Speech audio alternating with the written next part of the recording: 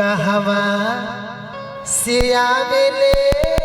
तिलक हरू कि तिलक ले खाड़ भइले हो। डी करम का डी कर ले डी पाई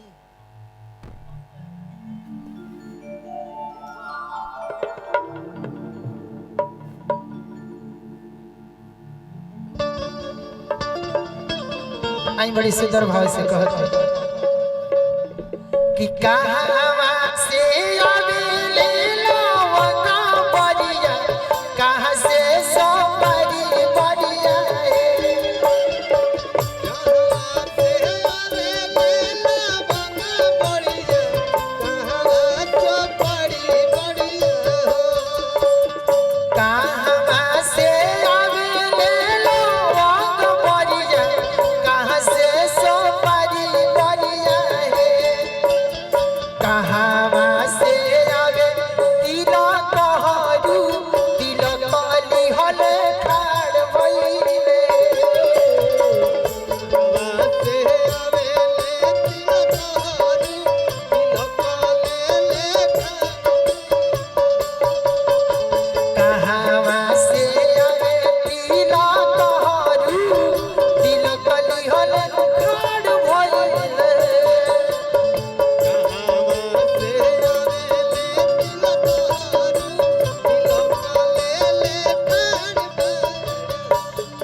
सखी मंगल गहोर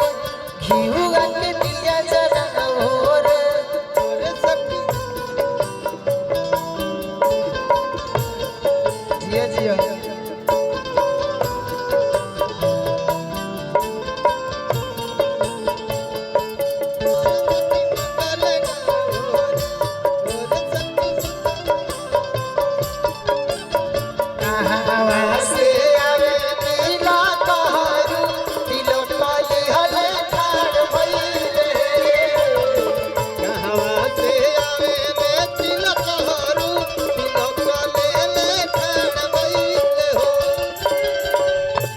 प्रीति जी के टीम उपस्थित बदी से स्वागत अभिनंदन बा।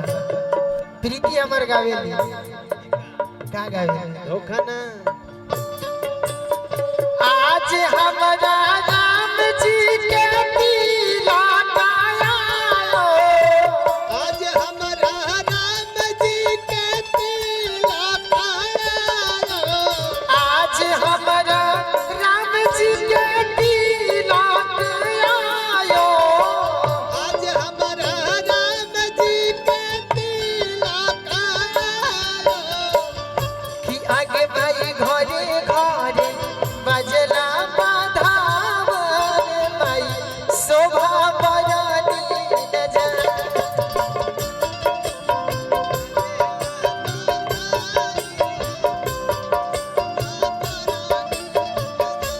अरे माई घरे घरे बजला बधाई रे माई शोभा बरनी न जाई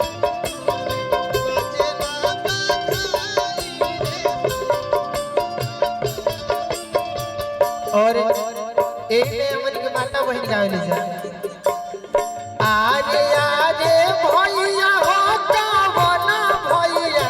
धन रउआ बानीलु जी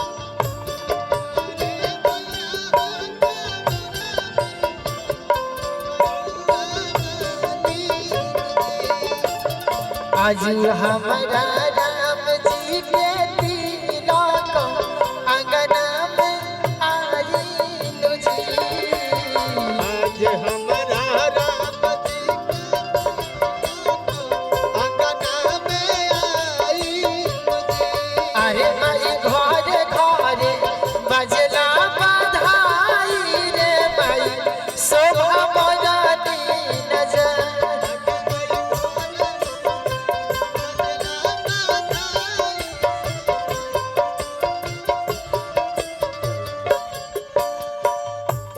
और एक कहे के बाद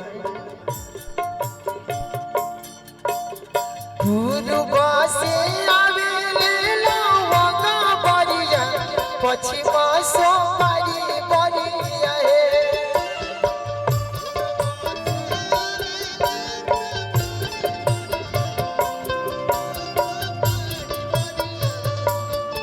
पूर्व से आवेले लवंग बरिया पश्चिम से सोमारी बरिया हे कहवा से आवे तिलक हरू तिलक लिहल खाड़ भइले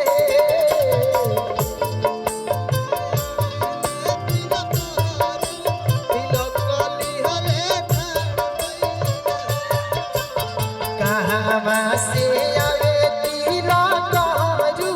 तिलक लिहल खाड़ भइले